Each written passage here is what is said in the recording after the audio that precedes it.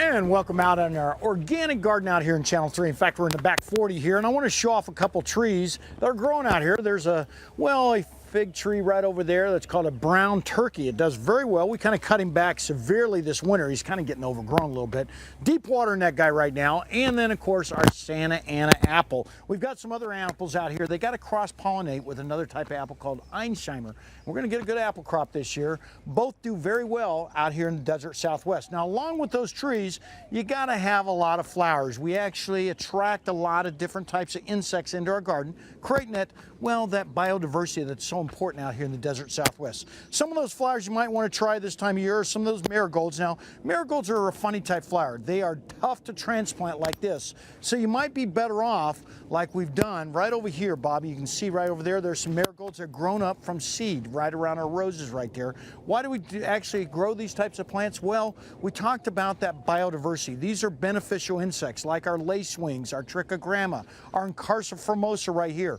All of them have to have a nectar source. This is a small card. We've showed this before. It attracts a lot of what we call whitefly parasites, small microscopic wasps that help get rid of a lot of different types of insects out here in the garden.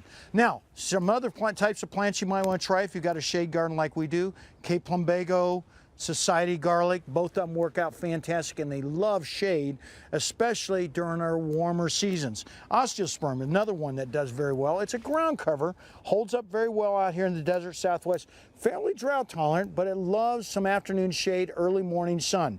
Now here's another one that will do real well out here. This is Coleus. Now, not necessarily a flower, but it's more of a foil, and these foils are real important out here in the desert Southwest. So not only do they give you, some color all year round, but they hold up very well, as does Bright Light Swiss Chard. And this is, again, I talk about my favorites all the time.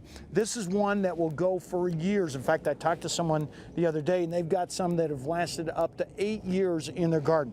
These guys will go ahead and, they'll produce a lot of seeds, and those seeds will go ahead and perpetuate through your garden, or what we call our perpetual type garden. So you can just kind of respread them around. If you look through our garden here, you see our garden has got a lot of different types of plant material. This plant material, along with these flowers, create that biodiversity, which creates a lot of strength. One I didn't bring along, but it's planted right in the garden. You see those begonias right back there, Bobby?